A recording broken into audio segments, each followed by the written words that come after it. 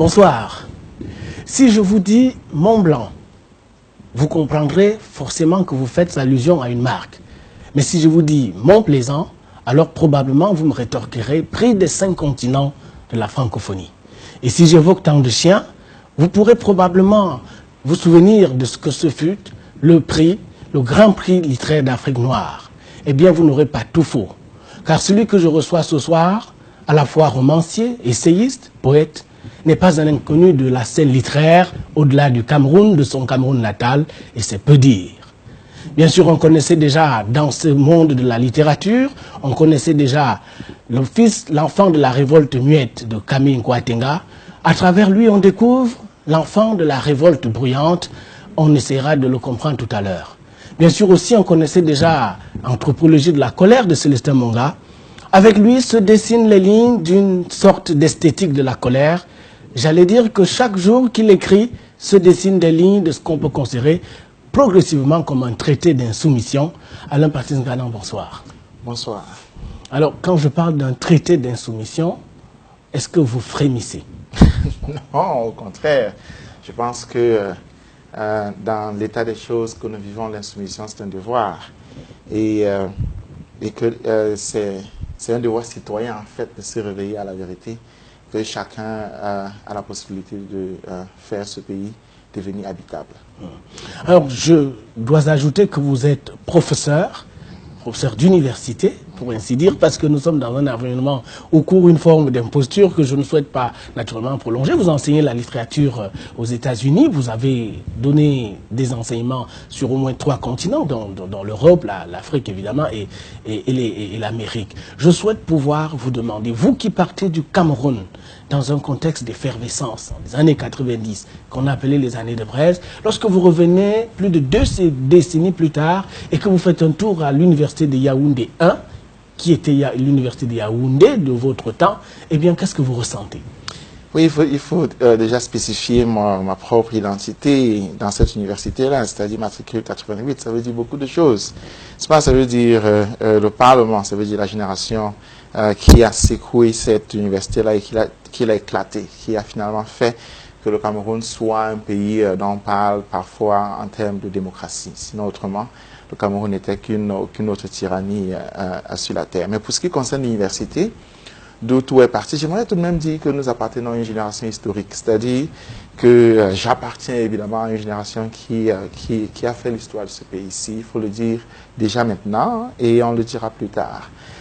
Mais pour ce qui concerne l'université, lorsque j'y suis, je n'oublierai jamais que je suis un produit de celle-ci. C'est-à-dire que mes enseignants y sont. C'est-à-dire, d'ailleurs, actuellement, certains de mes camarades y enseignent. Et donc, l'université Yaoundé m'a donné le bagage qui m'a permis d'enseigner aux États-Unis et en Europe et évidemment en Afrique. C'est déjà ça. Évidemment, c'est pas parfait, cette université, mais déjà, pour moi, c'est un devoir de gratitude par rapport à ce que j'ai reçu d'elle. Alors, un confrère qui campait un peu votre personnage dans des colonnes d'un magazine panafricain basé à Paris, Jeune Afrique, pour ne pas le nommer, disait que vous aviez deux naissances, en fait. Une naissance biologique, une naissance chronologique, mais vous aviez également une naissance à l'insurrection. Est-ce que c'est ce point-là, d'ailleurs vous-même vous semblez le confirmer dans le portrait qu'il fait de vous, est-ce que c'est ces années-là qui vous éveillent, après la lecture de Mamba sur le Cameroun de Mongo Betty, c'est ces années-là qui vous éveillent à cette dissidence permanente? Mais c'est que déjà il faut préciser que lorsqu'on est Camerounais et qu'on a mon âge, on est né dans la peur. Vous êtes né en 1970? Voilà, c'est-à-dire qu'on est né vraiment au cœur de la tyrannie. On venait à peine d'exécuter des patriotes camerounais. On venait de clarifier du moins la rue de ce qui existait encore d'intelligence dans ce pays. Et on avait chassé des millions de Camerounais. Et c'est à ce moment-là que je suis né. Je suis donc né au cœur de la peur. Et donc, il fallait renaître dans le courage. Il fallait renaître dans la conviction qu'on est un être humain. C'est-à-dire qu'on ne peut pas accepter l'imposture, qu'on ne peut pas accepter l'infamie toute sa vie. Et que finalement, c'est un moment où on commence à être un adulte, n'est-ce pas? Et qu'il y a un certain nombre de choses, c'est-à-dire d'abord le courage, certainement, mais aussi la volonté, qui font que l'on puisse structurer sa vie et son futur comme on veut. Alors, vous avez sûrement 23 ans, ou 24 ans plus tard, réarpenter la colline, là, ce qu'on appelait la colline du savoir. À l'époque, je ne sais pas si c'est une appellation qui tient la route, mais enfin, vous y êtes allé. Qu'est-ce qui vous marque le plus? Est-ce que c'est cette espèce de délabrement multiforme, moral, physique, logistique, etc. Ou est-ce que c'est encore l'apaisement, la sérénité qui est apparente dans ces campus? Vous voyez, l'étudiant gabonais qui entre à l'université à 18 ans, 17 ans, c'est-à-dire c'est un enfant. Et ce qu'on attend de lui, c'est que finalement il devienne un citoyen. Et moi, lorsque je traverse, c'est-à-dire qu'on attend de lui qu'il traverse la vie jusqu'à 80-90 ans. Il a 60 ans, 70 ans devant lui.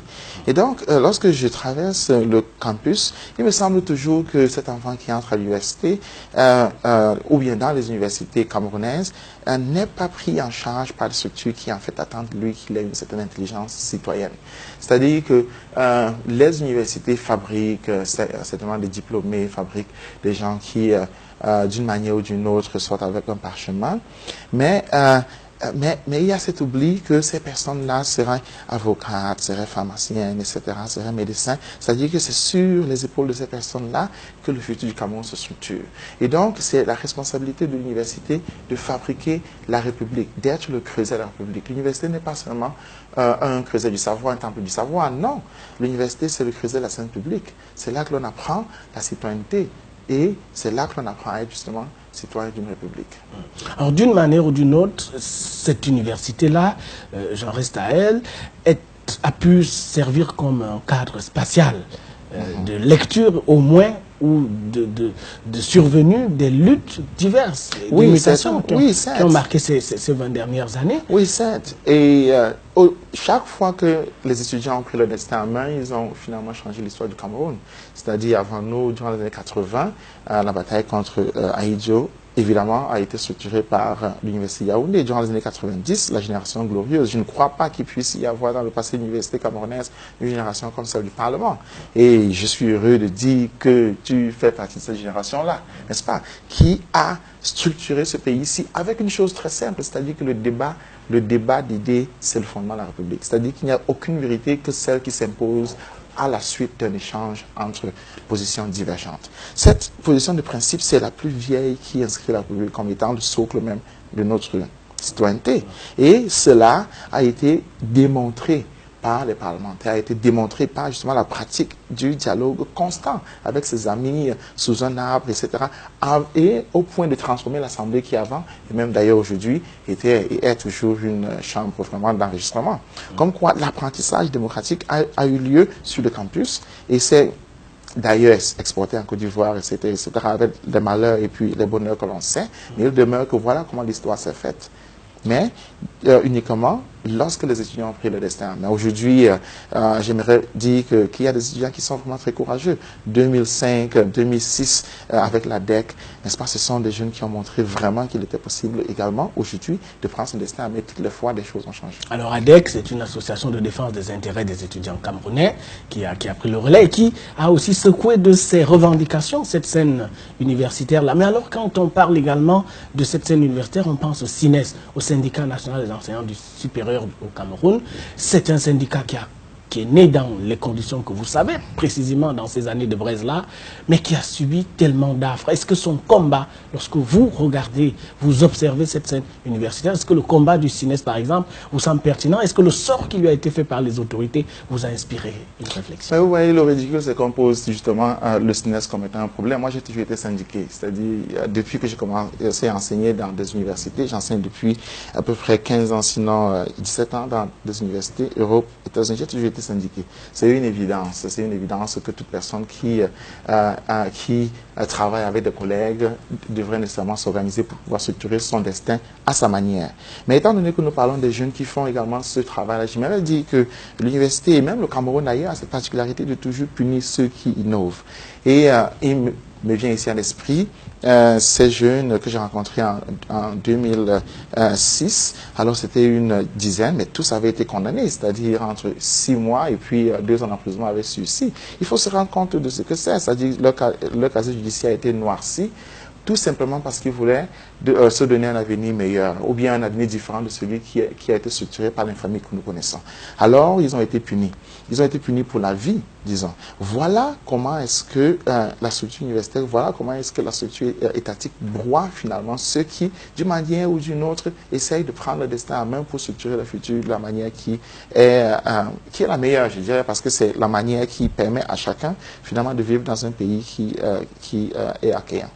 Alors, je parlais tout à l'heure et je vois que d'une manière ou d'une autre, vous n'avez pas spécialement répondu à cette question-là. Ce désarroi logistique dont je parlais, qui structure et mobilise les enseignants d'université autant que les étudiants eux-mêmes, ces bibliothèques qui sont pour la plupart désuètes du point de vue de leur volume, de leur savoir, cette scène-là, elle est traversée par tant de désarroi que je ne résiste pas à l'envie de vous demander comment on en arrive là. J'aimerais quand même dire que j'ai une lecture différente parce que depuis un certain nombre d'années, je travaille avec des Camerounais à tous les niveaux qui font preuve d'un courage extraordinaire. C'est-à-dire des étudiants, des chômeurs, des fonctionnaires, des gens de la société civile, comme on dit souvent, mais à qui je donne parfois des tâches extraordinaires et ces gens, sans demander un salaire, exécutent ces tâches vraiment avec un volontarisme inimaginable. Est-ce qu'ils sont nombreux? Ah oui, en fait, je parle vraiment, en fait, mes collaborateurs, c'est une vingtaine déjà, et si j'ajoute ceux qui le touchent, c'est plus ou moins 2000, sinon plus. Donc, je travaille structurellement avec eux de manière continue. Donc, ma vision de la prise en charge de son propre destin, ou bien même de cette capacité de Camerounais à arracher leur destin des dents de la tyrannie, veut que je ne vois pas le désarroi comme étant le paradigme qui analyse vraiment notre présent. Je pense qu'il y a une énergie extraordinaire. Je vais prendre un exemple. Il y a 3 ans, j'étais en Égypte, n'est-ce pas? Et puis on parlait également du désarroi égyptien, qui ne comprenait pas que Moubarak soit là, et puis se prépare justement à mettre son fils. Alors moi, je disais toujours qu'un peuple est inestimable. En fait, l'histoire d'un peuple s'écrit par ce peuple même. Et voilà ce que l'Égypte a fait devant nous-mêmes, la place Tahrir, qui est exactement comme Angola, le centre, la pose centrale là, c'est-à-dire une place qui a été occupée pendant des jours par des citoyens égyptiens. Cela aurait été impensable il y a 5 ans, mais ça a eu lieu et le tyran est tombé. Comme quoi, la capacité d'un peuple à sursauter veut que l'on laisse tomber, je pense, le paradigme du désarroi pour analyser son destin. Est-ce que la situation égyptienne est transposable au Cameroun?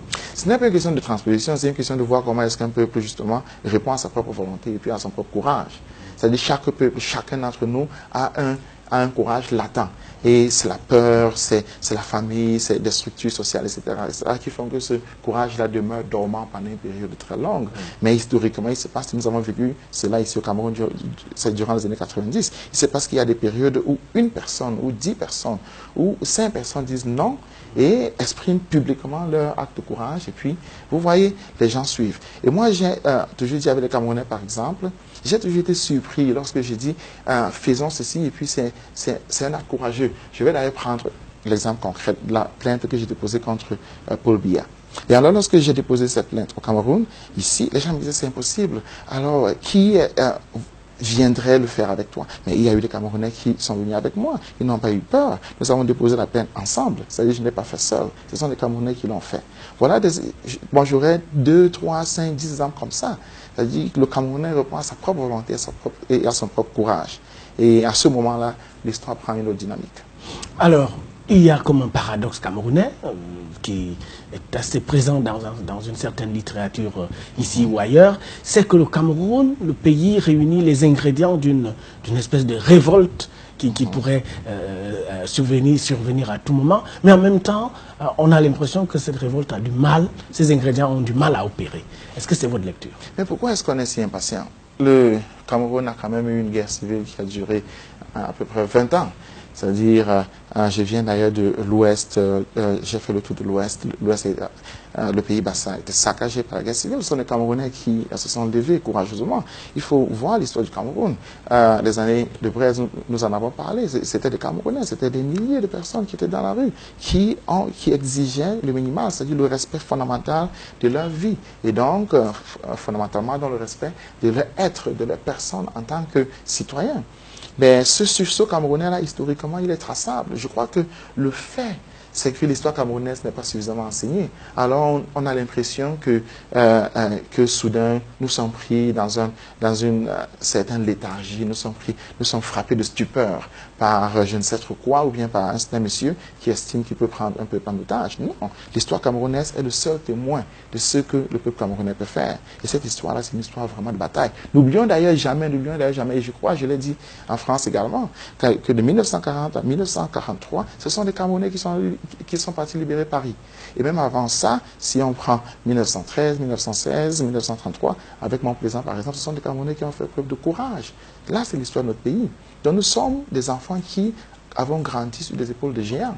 C'est-à-dire nous sommes des enfants qui avons grandi sur les épaules de héros. Et il est impossible de croire que nous n'ayons pas un substrat de courage. Non, non, non. Notre histoire est le témoin de cela. Alors je parlais, on en était à l'université, cette université, est-ce qu'elle vous paraît compétitive? Ah, là, c'est une autre question. Je crois que l'université camerounaise ne l'est pas parce que l'université qui, je voulais d'ailleurs dire, assassine l'innovation, qui assassine le risque. Je reviens sur ces étudiants-là dont j'ai parlé, c'est-à-dire une dizaine que j'ai rencontrés comme ça de manière spontanée et tous avaient été condamnés. N'est-ce pas? Condamnés parce qu'ils ne demandaient pas quelque chose qui soit extraordinaire. Lorsque je l'ai raconté à mes propres étudiants américains, ces étudiants ne comprenaient pas que l'on puisse condamner au Cameroun des étudiants qui demandent à avoir des cours, qui demandent à avoir une éducation décente. Mais avec une université qui condamne justement le courage, qui condamne la volonté, qui condamne l'innovation, cette université réunit le fait fondamental que toute université est là pour justement produire des choses neuves. C'est-à-dire, c'est à l'université que l'on invente, c'est à l'université que l'on trouve des formules, que l'on signe de nouvelles patentes, que l'on écrit des livres, etc. Mais alors, si toutes ces choses-là sont condamnées, on laisse la place, pas au vide, parce que la scène publique a toujours horreur du vide, on laisse la place à l'imposture, qui dans l'université camerounaise a la forme de ces bavardeurs, de ces signeurs de motion de soutien, etc. C'est extraordinaire ce que ça fait comme dégâts. C'est extraordinaire vraiment, comme dégâts intellectuels, comme dégâts mentaux, comme dégâts nationaux. Ces gens qui ont pris l'espace public en otage. Et donc, avec ça, l'université camerounaise vraiment ne peut pas être compétitive parce qu'elle produit, elle répète et elle installe le status quo et ne fabrique pas l'innovation. Alors, phénomène marquant sur cette université, sur cette scène universitaire depuis un certain nombre d'années, c'est cet enrégimentement, pourrait-on dire, d'une frange d'universitaires, d'enseignants d'université, sous la bannière du RDPC au pouvoir. En témoignent les motions de soutien, les pétitions que vous évoquiez vous-même tout à l'heure en filigrane, mais également ces appels à répétition pour que le président Biya soit le candidat du RDPC aux élections présidentielles. Est-ce que ce type d'engagement est porteur de leçons pour vous? Ah, c'est une gangrène qui s'est installée dans la scène universitaire camerounaise depuis sa fondation d'ailleurs, parce qu'il faut dire que l'université camerounaise a été créée pour fabriquer des fonctionnaires, et puis que le pouvoir au Cameroun a toujours été un pouvoir administratif, dans ce sens où ce pouvoir se renouvelle à l'ENAM, par exemple, se renouvelle dans les grandes écoles. Et en même temps, ces grandes écoles ont été castrées dans la mesure où les gouverneurs, par exemple, n'ont pas le droit de rêver d'être président. De ce point de vue, l'université est prise en otage parce qu'en même temps, l'université ne peut pas être déconnectée de la politique, étant donné que sa fonction cardinale, c'est de fabriquer des citoyens. Sa fonction n'est pas là pour fabriquer des laveurs de voitures, etc. La fonction de l'université, c'est fabriquer des êtres qui utilisent leur intelligence. En clair, ce qui est moins en cause, c'est l'engagement dans le cadre d'un parti, plutôt qu'un engagement citoyen. C'est la transformation de l'université en boîte partisane. Et c'est pour une machine, pour un régime, au final, qui assassine l'innovation. Donc, de ce point de vue, la gangrène n'est pas seulement nocive, elle rend l'université, elle transforme l'université en une antichambre du pouvoir. Et c'est ce qui a eu lieu depuis sa création au Cameroun. Est-ce que vous condamneriez ceux qui s'adonnent à cet exercice? Moi, je pense que c'est ces gens-là qui condamnent justement ceux qui, à l'université, veulent s'adonner à d'autres exercices. Et le problème, justement, c'est qu'ils sont violents. C'est qu'ils empêchent ceux qui pensent différemment, justement, de faire un travail structurel pour l'opposition.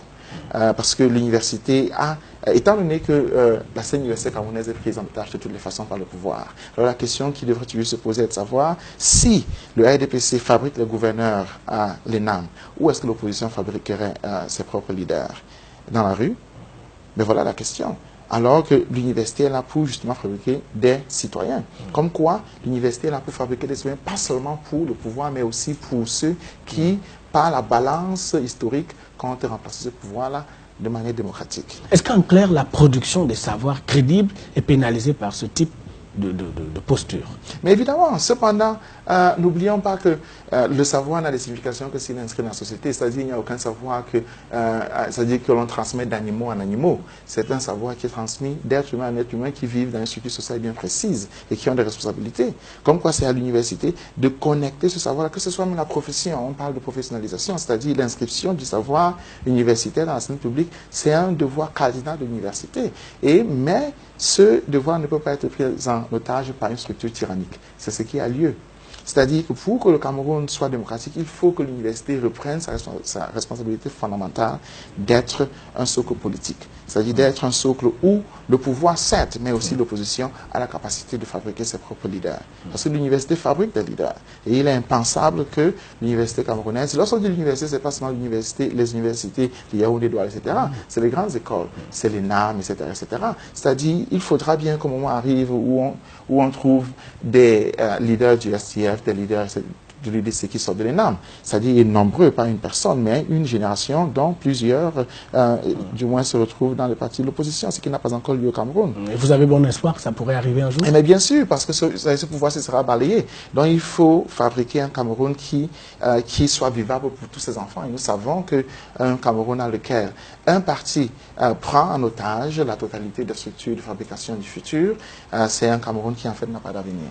Alors, finalement, le désarroi, vous n'aimez pas beaucoup le paradigme, mais disons la sinistrose qui est camerounaise, elle n'est pas que, elle ne touche pas que les domaines de l'éducation et du savoir, elle se répand également, cette sinistrose-là, au niveau de l'économie, de la santé, des autres secteurs. Est-ce qu'il y a une faillite des élites? Est-ce qu'on pourrait reprendre au Cameroun, à notre compte, le titre du livre de Julien Benda qui parlait de la trahison des clercs? Je vais faire une pause en arrière dans la pensée et je dirais que je vais introduire le concept d'écrivain d'abord parce que je suis un écrivain et je pense que l'écrivain est le concierge de la République, est le concierge de la scène publique, dans ce sens où l'écrivain c'est une position morale. Parce que l'écrivain utilise une seule chose, l'alphabet, l'évincile de l'alphabet. Cependant, cet alphabet est utilisé pour écrire des constitutions, pour écrire des lois, pour écrire des livres, la Bible, etc., etc. C'est-à-dire pour codifier le vivre ensemble. Mais c'est l'écrivain qui a cette potentialité-là de transformer l'alphabet en quelque chose qui soit utilisable pour la scène publique. Dans ce Cameroun-ci, nous avons la particularité que le dernier écrivain qui ait fonctionné vraiment comme l'écrivain devrait le faire soit mort il y a 12 ans à peu près, 13 ans. C'est-à-dire Mongo Betty. Mongo Betty, évidemment. C'est-à-dire que nous vivons une période extraordinaire dans notre pays où il y a un désarroi moral parce qu'il n'y a pas d'ancrage justement de l'éthique dans la République, dans une certaine conception de la République. Et avec ça, nous voyons les conséquences, c'est-à-dire dans l'économie, avec la corruption, etc., dans la sexualité, dans la définition de la famille, par exemple, c'est qu'on a perdu cet ancrage fondamental dans le fait que le Cameroun est une république. Et rien de plus. C'est-à-dire qu'il n'y a pas de spécification. On dit la République du Cameroun est le concierge de cette chose-là, parce que cette chose républicaine est ancrée dans des textes et ancrée dans l'utilisation de l'alphabet, c'est-à-dire des lois, des droits, les citoyens étant des êtres de droit. Bien, il faut revenir sur le fait qu'une république a un socle moral. Et sans ce socle moral-là, véritablement, toute cette sinistrose-là aura une lecture peut-être partisane, peut-être pas, mais elle n'aura pas, du moins, un ancrage dans une certaine vision éthique de ce que notre présent du futur peut être. Est-ce que les écrivains, puisque vous préférez ce vocable à celui d'intellectuel ou d'universitaire dans le cadre de cet entretien, est-ce que ces écrivains-là seraient plutôt responsables ou coupables? Oui, il faut déjà là, n'est-ce pas? Je suis en train de restructurer déjà le langage de l'analyse. Il faut déjà préciser que chacun d'entre nous qui a des enfants, les envoie à l'école pour qu'ils s'alphabétisent, c'est-à-dire pour qu'ils apprennent à écrire, à lire, à écrire. Comme quoi, écrire, c'est l'activité de chacun d'entre nous, de tout le monde. L'écrivain, c'est vraiment tout le monde. C'est-à-dire c'est la responsabilité de chacun de transformer sa vie en en une existence ancrée dans le droit. Donc, parce que ce droit est codifié. Et au Cameroun, déjà historiquement, nous savons que la première codification de notre droit a eu lieu avec Njoya qui a inventé des alphabets. Comme quoi nous ne venons pas de nulle part, la République camerounaise ne vient pas de nulle part. Cependant, la responsabilité ne peut pas être placée sur la tête d'une entité qui n'existe pas, parce que depuis 12 ans, comme j'ai dit, l'écrivain est mort au Cameroun, l'écrivain a été chassé de ce pays, l'écrivain a été finalement jeté en prison. Le Cameroun, c'est le seul pays en Afrique où on vous condamne pour avoir écrit 12 lettres de l'alphabet. Et je parle du livre La Belle de la République bananière, Chantal Biya, de la rue au Palais, qui a valu 2 ans d'emprisonnement à son auteur. Le Cameroun est le seul pays, et puis je reviens de Kondengi, où j'ai rencontré Nomeyo Messé. Que vous défendez par ailleurs. Voilà, où on vous met sur la tête une charge de braquage, de vol à main armée à un homme de 56 ans, ben, tout simplement parce qu'il a eu le courage d'exprimer un point de vue différent. Et donc, avec ça, avec le fait que l'écrivain, les journalistes, les plaintes pour diffamation qui tombent sur la tête des journalistes sont si nombreuses que finalement on se demande, ben, est-ce qu'au Cameroun on a encore le droit d'avoir une opinion sur un acte, n'est-ce pas? Et l'incarcération des journalistes est si rampante qu'on se rend compte qu'utiliser l'alphabet dans notre pays, c'est une chose dangereuse. Cet alphabet que nous enseignons en même temps à nos enfants. Alors, reste la responsabilité, peut-être la culpabilité, vous me direz ce que vous en pensez, de ce qu'on a pu considérer comme des forces d'opposition. On les a connues très vigoureuses, très déterminées dans les années dites de braise, qu'on évoquait tout à l'heure, puis on les a découvertes un petit peu assoupies, un petit peu essoufflées, et puis plus ou moins absentes. Est-ce que c'est une trajectoire historique que vous aviez, qu'on aurait pu prévoir dès 1990 par exemple? Disons, durant les années de braise, il y a eu une ouverture structurelle dans l'histoire camerounaise et également dans l'histoire africaine francophone. Et cette ouverture s'est fermée. Nous avons une restauration de la tyrannie et d'ailleurs un développement vers la monarchie. Et moi, je suis toujours je trépigne toujours avant de jeter la pierre contre les forces dites de l'opposition au Cameroun, parce que mon analyse de la scène publique et de la scène politique camerounaise n'est pas celle qui oppose le pouvoir à l'opposition. Au contraire, c'est celle qui oppose l'administration, c'est-à-dire les gouverneurs qui arrêtent des gens et qui les condamnent, mais qui sont nommés par le président de la République, c'est-à-dire qui n'ont aucune responsabilité par rapport à leurs propres habitants, et qui gèrent 4 millions de personnes, 5 millions de personnes sans avoir la possibilité de devenir président eux-mêmes. Bref, nous avons une administration qui gangrène tout, et à côté, nous avons des francs-tireurs. Nous avons des francs-tireurs qui sacrifient parfois des choses, qui parfois également ont des rêves de grandeur, n'est-ce pas, qui s'enrichissent, mais n'en demeurent pas moins des francs-tireurs, parce qu'il n'y a aucune structure qui les forme, il n'y a aucune structure qui leur donne un espace de possibilité, et parfois même, ils ne sont même pas autorisés à exprimer leur point de vue. Donc, avec ça, avec des francs-tireurs qui sont placés dans la rue et qu'on tabasse comme on veut, etc., c'est vraiment difficile de parler de responsabilité. Au contraire, je pense qu'il faut parler de la culpabilité de ceux qui sont dans l'administration et surtout de celui qui a transformé l'administration en sa chose, c'est-à-dire Paul Biya, qui, à travers l'article 53, n'est-ce pas, a pris l'administration en otage en se retirant lui-même. L'article 53 de la Constitution. Évidemment. Donc, l'article 53 qui inscrit l'impunité comme étant le principe de ce régime-ci. L'impunité qui, évidemment, allant du sommet, descend dans la machine administrative pour se saisir de toute la société comme une gangrène inestimable. Donc, du coup, vous passez par pertes et profits toutes les compromissions qui se sont adossées sur des compromis éventuels. Vous passez par pertes et profits l'absence de stratégie, l'absence de vision, les guerres intestines entre les chefs, l'incapacité de ces forces d'opposition à formuler des alternatives en termes de programme politique tout à fait crédible au pouvoir, c'est ça? Les partis politiques n'ont pas de signification au Cameroun. Voyez-vous, prenons le RDPC, en 2011, nous avons découvert qu'il existait quelque chose qu'on appelle candidat naturel. Or, la politique ne connaît pas la nature. La politique connaît justement des compromis, connaît des arrangements, connaît le dialogue, mais pas la nature. La politique est faite par des gens qui ont des intérêts. Donc, ce n'est pas naturel. Mais nous avons vécu, dans ce parti, nous avons vu l'inscription de ce concept de candidat naturel et demain, nous verrons l'inscription du fils comme étant le successeur du père. Ces choses-là sont condamnables, certes, mais nous présentent le fait que les partis politiques n'ont pas de signification au Cameroun. C'est-à-dire, ce qui a une signification, c'est justement cette administration qui a été castrée.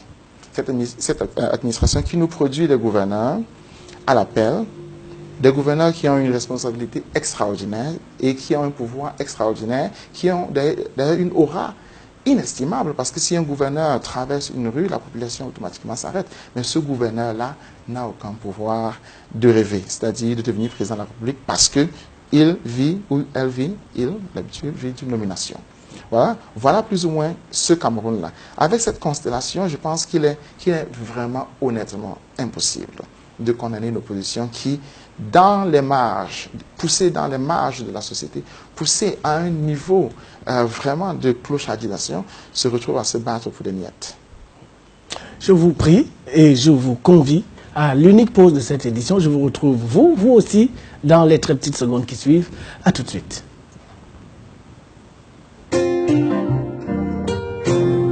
Ce qu'on observe également à l'impartisan, c'est la coïncidence, vous me direz si je me trompe, entre l'essoufflement des forces d'opposition et l'irruption sur la scène publique de ce qu'on peut considérer comme les figures de la société civile. Alors bien sûr, la société civile, elle est bigarrée, elle a ses francs-tireurs, elle a ses représentants, ses figures tout aussi valables, c'est le Cameroun. Est-ce que cette montée en puissance de la société civile pendant des années, notamment pour ce qui est des droits de l'homme, de la presse par exemple, mais ce qui est également de tout ce qui touche aux politiques publiques, on l'a vu avec un certain nombre d'organisations, etc. Est-ce que c'est une substitution qui s'est opérée? Mais là, c'est le substrat de courage qui existe en chacun de nous, c'est-à-dire c'est la volonté des Camerounais de s'organiser pour finalement formuler un certain nombre de demandes. Et la demande la plus importante demeurant le respect de la vie comme principe, c'est-à-dire sans vie, il n'y a finalement pas de république, il n'y a pas de politique, il n'y a rien. Bien ce respect fondamental de la vie qui prend plusieurs visages, parce que la vie c'est quoi? C'est qu'on a des pieds, on a un ventre, on a un sexe, on a une tête, on a des doigts que l'on veut évidemment utiliser.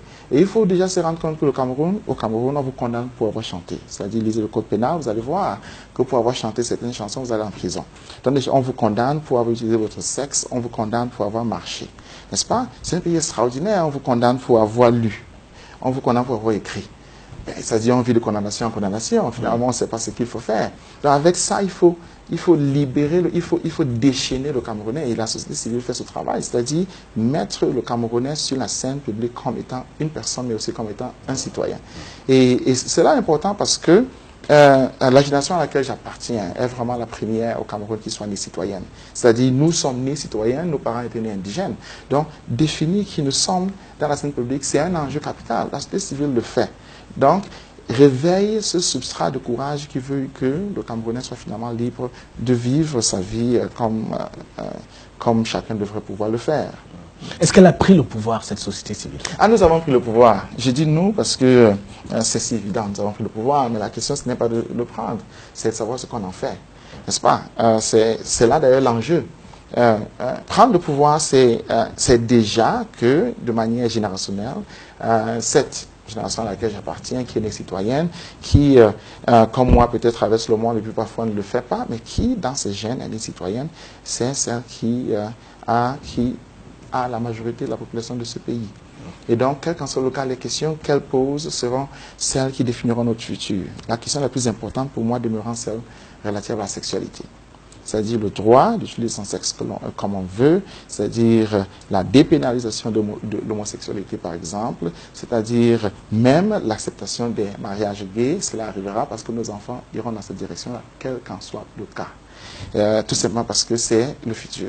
Voilà. C'est un vaste débat qui agite, comme vous le savez, toutes sortes de cercles, toutes sortes de structures, et sans doute le débat se fera-t-il. Ce qui est sûr, c'est que vous faites partie de cette société civile-là, vous l'animez de votre point de vue, à partir des États-Unis, avec vos relais que vous avez évoqués tout à l'heure. Vous êtes engagé dans des dossiers assez délicats, comme le dossier traitant de ce qu'on peut considérer comme l'affaire Vanessa Tchatchou, de cette jeune dame qui a été sévrée de son bébé dans des conditions qu'on n'a jamais élucidées. En tout cas, bébé qui n'est jamais revenu, quoi qu'il y ait eu des soupçons. Vous êtes engagé pour Eno Muyomese, dans les conditions que vous venez vous-même de rappeler. Vous êtes engagé pour Joe La Conscience, qui est un artiste, etc. etc. C'est quoi votre perspective? C'est un peu comme répéter la même chose finalement, c'est-à-dire la citoyenneté inscrite dans la vie.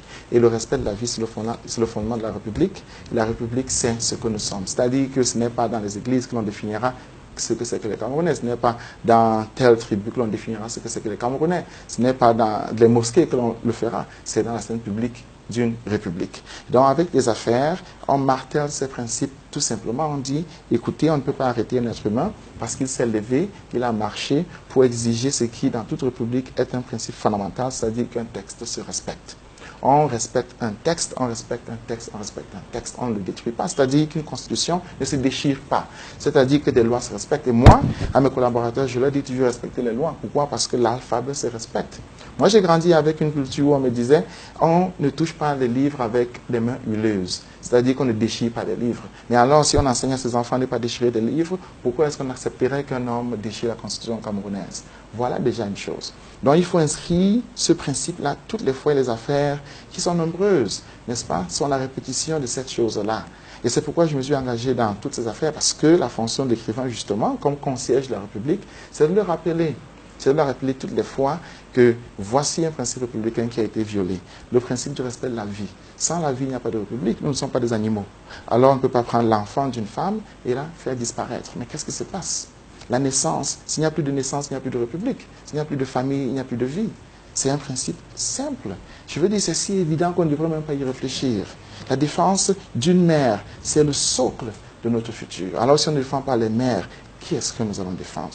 Comment est-ce que nous allons naître dans le futur? Il n'y aura plus de Cameroun. Alors, défendre Vanessa, c'est défendre la mère, c'est défendre sa propre mère. Et avec Dieu la conscience, avec Eno Meyomé, c'est avec Eno, avec Bertrand Théiou, etc. C'est ces principes simples. C'est si évident finalement qu'on n'y réfléchit pas. Et parce que l'écrivain utilise des choses évidentes, c'est-à-dire l'alphabet, l'écrivain a l'obligation de toujours marteler cette chose-là. Et ne l'oublions pas, l'alphabet, c'est 26 lettres seulement. Et là, on l'utilise de manière constante.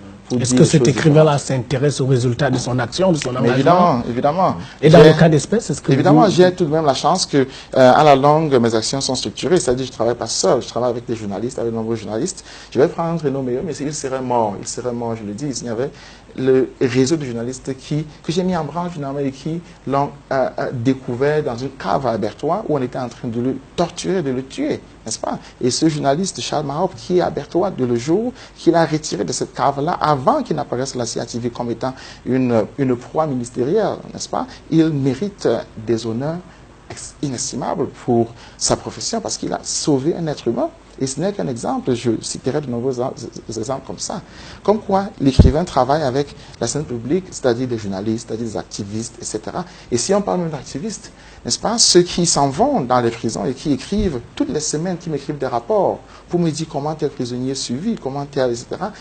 Si on parle des avocats qui sont engagés, parfois pour rien, parfois on trouve des fonds pour leur travail, pour défendre des causes, mais il faut le faire. Et donc, voilà comment l'écrivain devient en fait la fabrique de la République. C'est pour dire que lorsqu'on ne le fait pas, parce que la République, la scène publique a horreur du vide, lorsqu'on ne le fait pas, cette scène est occupée par les imposteurs.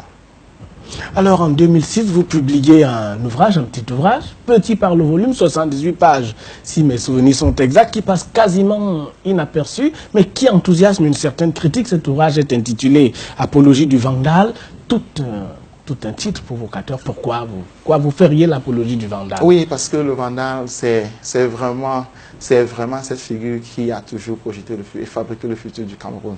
Parce qu'il faut toujours se rappeler que dans ce pays-ci, aucun espace de liberté n'a été acquis sans les cadavres. Aucun espace de mieux vivre n'a été acquis sans des batailles. Même le fait de devenir indigène en 1944 a été acquis au prix de milliers de morts camerounais qui sont allés se battre pour la France. C'est-à-dire le fait de devenir indigène. Ne parlons pas du fait de devenir citoyen qui a été acquis au bout d'une guerre civile. Alors ne parlons pas du fait qu'il y ait 1, 2, 3, 4 journaux dans l'espace public, n'est-ce pas? Des journaux par exemple politiques. Cela a été acquis au prix également du sang.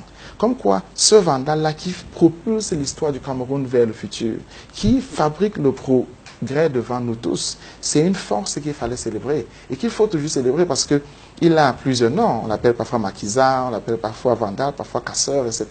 Mais il demeure cette force-là qui propulse notre futur. Il a également des noms.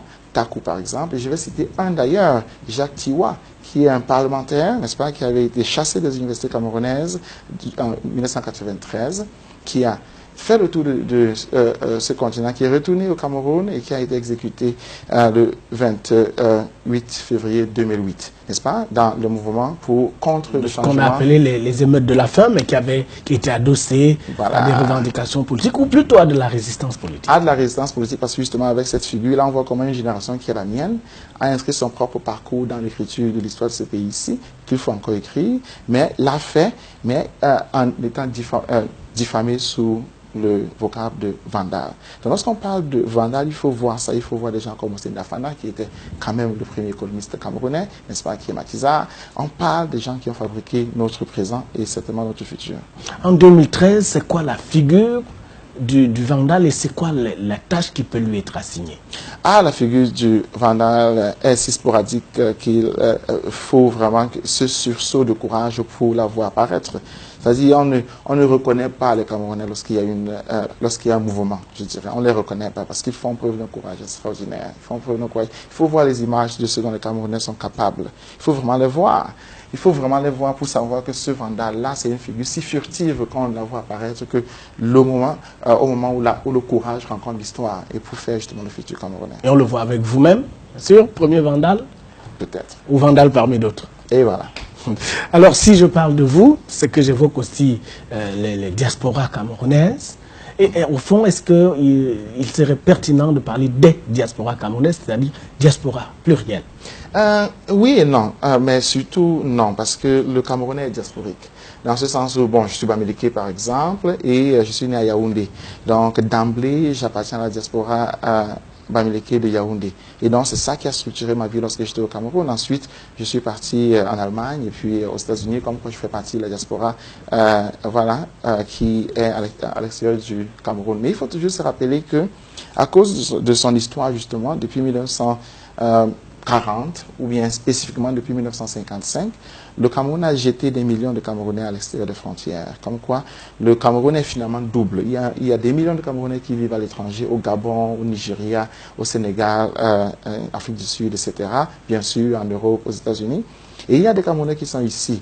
Donc, il y aura un moment où on se rendra compte finalement qu'il n'y a pas de famille camerounaise qui ne soit extravertie. C'est-à-dire qu'on a des fils, des frères, des cousins, parfois des pères, et j'en ai rencontré qui sont vraiment âgés. Jean-Martin Tchapchet, qui est à Genève, n'est-ce pas, qui a assisté à l'assassinat de Moumié. Il vit encore en exil, mais il appartient à la plus vieille diaspora camerounaise. Il y en a qui sont jeunes, les jeunes qui vont partir demain.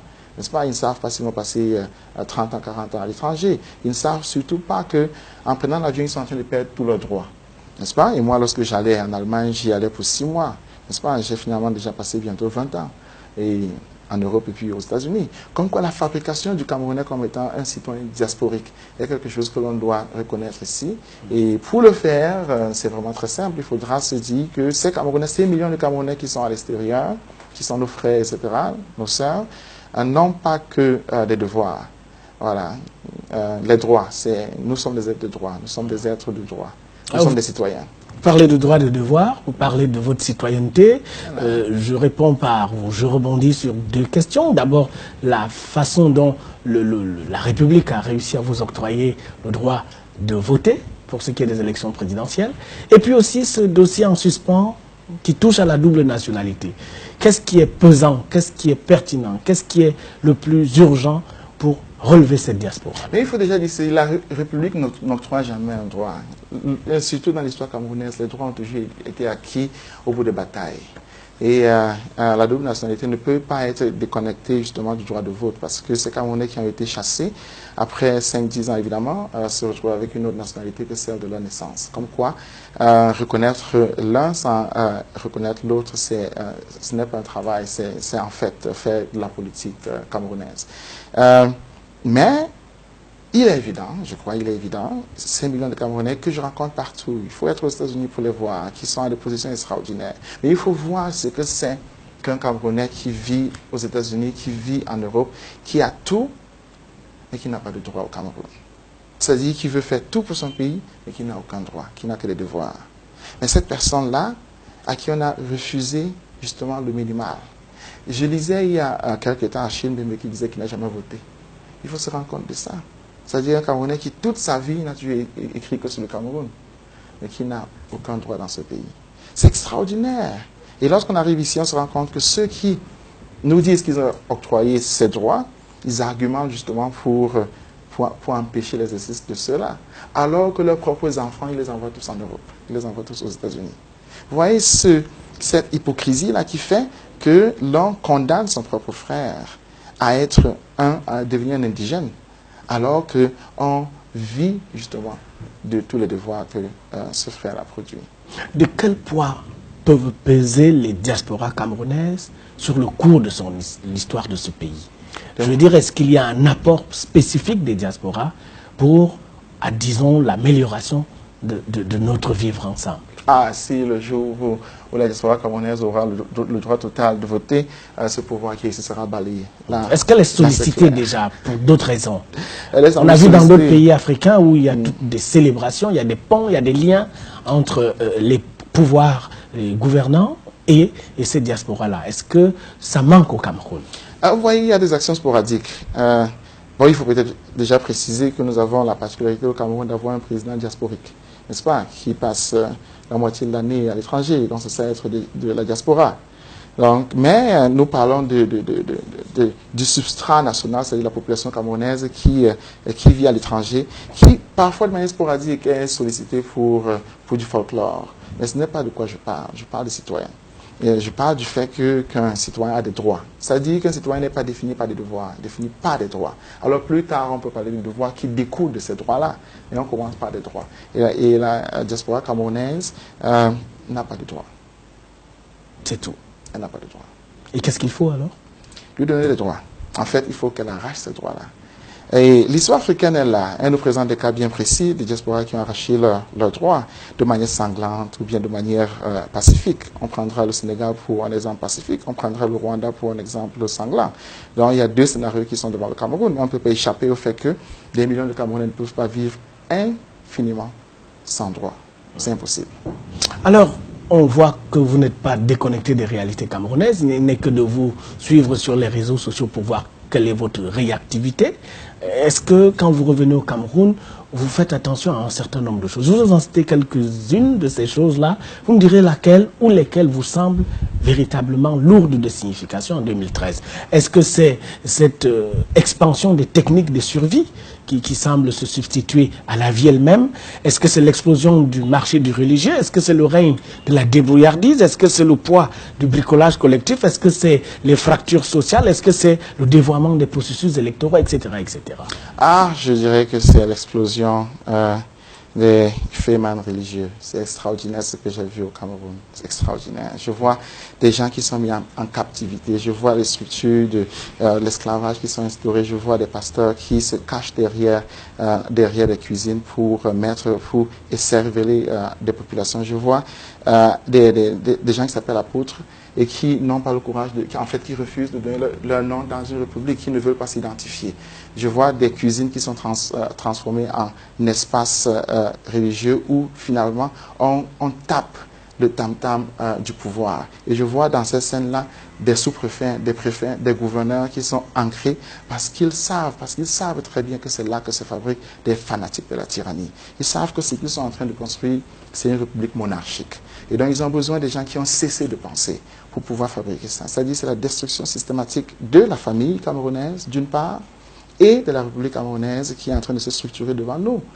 Et l'Afrique est là, nous présente les scénarios de la conclusion de cette tragédie. On prend le Congo, les violences les plus extrêmes que nous voyons en Afrique, où des pères tuent leurs propres enfants, des mamans tuent leurs fils, etc., viennent de ça, parce qu'on arrive à un écervellement si total que des gens ne reconnaissent même plus leurs frères. Ils sont capables de les assassiner parce qu'un pasteur a demandé de le faire, n'est-ce pas? On voit des gens qui violent des filles, etc., de manière impunie. Je ne sais pas comment est-ce que le Cameroun peut accepter que ce genre de choses existent sur son sol.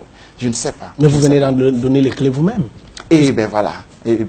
C'est-à-dire que profiter de l'espace de liberté qui a été fabriqué pour créer des structures de la soumission, mais surtout pour créer des structures de l'esclavage en pleine République. C'est extraordinaire ce qui se passe. C'est extraordinaire. Alors, un ministre, René Emmanuel Sadi, de l'administration territoriale et de la décentralisation, en 2013, a voulu lui-même, a vu que certains de ses agents, certains des sous-préfets dans la ville de Yaoundé, à tout le moins, avaient commencé à vouloir mettre un petit peu d'ordre dans cette affaire, puis se faire appeler, semble-t-il, à l'ordre par les plus hautes autorités. Est-ce que ça vous étonne? Ah ben certainement, ces sous-préfets se sont rendus dissidents, ces sous-préfets se sont rendus compte que dans ces cuisines de la tyrannie se trouvaient d'autres sous-préfets qui mascaradent en apôtres ou bien en disciples de ces zélotes et qui finalement sont là pour transformer ces espaces en cuisine de la tyrannie. Ils se sont rendus compte que c'est une scène structurée pour fabriquer un Cameroun vraiment monarchique. Et les scénarios togolais, les scénarios congolais, gabonais sont là, qui se fabriquent devant nos visages. Et les cuisines de cela sont là où nos femmes, où nos familles sont incarcérées, prises en otage, et où la famille camerounaise et l'État camerounais, je veux dire la République, est vraiment détruite tous les jours. On n'en sortira pas. On en sortira si un substrat de courage faisait que les Camerounais se réveillent pour finalement balayer l'infamie. Et comme ce n'est pas encore le cas, je vois que vous avez évacué très rapidement la question du dévoiement des processus électoraux. Est-ce qu'elle est moins importante que l'explosion du religieux dont on parle? Au Cameroun, il n'y a pas d'élection. Au Cameroun, il n'y a pas d'élection. Il y a une administration, c'est ce que je dis. Les partis politiques n'ont pas de signification. Si les partis politiques n'ont pas de signification, pourquoi est-ce que les élections en auraient? Il y a un processus, certes, qui, à travers les élections, permet aux gens de parler politique, de débattre politique, et puis il y a une saison politique qui, au Cameroun, a été close. C'est-à-dire, maintenant, nous entrons dans 5 ans de tyrannie pure. Mais il n'y a pas d'élection. C'est une farce, on le sait. On le sait, donc pourquoi en parler? N'est-ce pas? Ce qui est fondamental, c'est la République et comment faire que celle-ci puisse être ancrée dans le respect des textes, dans le respect justement de la voix des citoyens, parce qu'il faut déjà qu'il y ait des citoyens. Et tous ceux qui mettent les citoyens en danger sont des dangers pour la République. Tous ceux qui mettent la famille en danger, justement, sont des dangers pour la République. Et, je l'ai dit, le danger évident, le danger le plus simple, le plus clair, le plus banal, ce sont ces églises-là qui arrivent parce que le Cameroun est fondé sur la tolérance. Nous avons 236 groupes ethniques. Nous avons tellement de langues, nous avons tellement de religions que si une personne commençait à être zélote, mais ce Cameroun aurait cessé d'exister. Donc nous sommes condamnés à être tolérants. Nous sommes condamnés à être républicains. Et avec ça, il n'y a aucun choix que d'apprendre à vivre comme des citoyens, c'est-à-dire comme des gens qui ne se connaissent pas, mais qui vivent ensemble. Alors, finalement, dans un pays qui affiche un taux de pauvreté monétaire de à peu près 40%, ce qui signifie que à peu près un Camerounais sur deux vit en dessous du seuil normal, du seuil de la pauvreté, est-ce que vous avez l'impression que ça a des traductions dans la vie, dans le vivre ensemble, dans le vécu quotidien? La pauvreté est rampante, mais elle est toujours relative.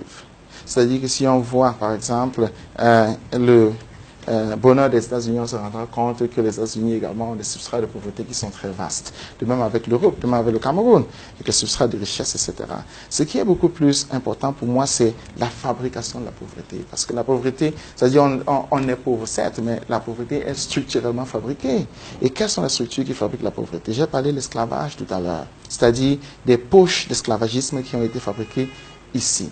Mais il faut toujours se rappeler que l'esclavage n'a jamais enrichi ni le maître ni l'esclave. Et on pourrait prendre même l'exemple du communisme. Le communisme n'a jamais enrichi ni le bureaucrate, ni ceux qui vivaient dans ce régime-là. Au contraire, ce sont des régimes qui se sont paupérisés. Je prendrai l'autre exemple. L'exemple numéro 3, c'est la francophonie. On voit comment est-ce que les pays francophones, c'est-à-dire le Cameroun par exemple, sont en train de se paupériser si on les compare avec les pays anglophones. C'est parce que nous sommes entrés dans des structures de l'esclavage. Nous sommes entrés dans des structures où, finalement, la production du citoyen n'a plus de valeur. Et donc, de ce point de vue, sa valeur ajoutée disparaît, etc. Et avec des églises où, finalement, on prend toutes les richesses des gens et puis on les laisse dans la rue. Voilà des structures de l'appauvrissement qui sont en train de se fabriquer.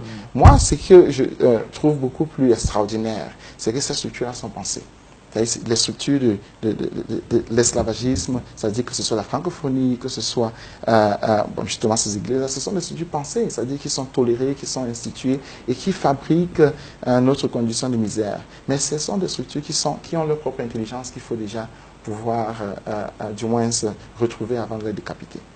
Alors, si je vous disais que tout votre travail est travaillé par un paradoxe, pour ainsi dire, à la fois une cohabitation harmonieuse d'une déconstruction et d'une reconstruction. Est-ce que je me tromperais? Non, pas du tout, parce que je pense que lorsque je parlais de vandalisme, ça c'est un acte négatif, n'est-ce pas?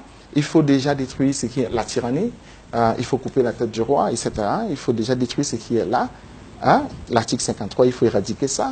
Il faut inscrire la responsabilité au sommet de l'État, c'est-à-dire il faut éradiquer l'impunité.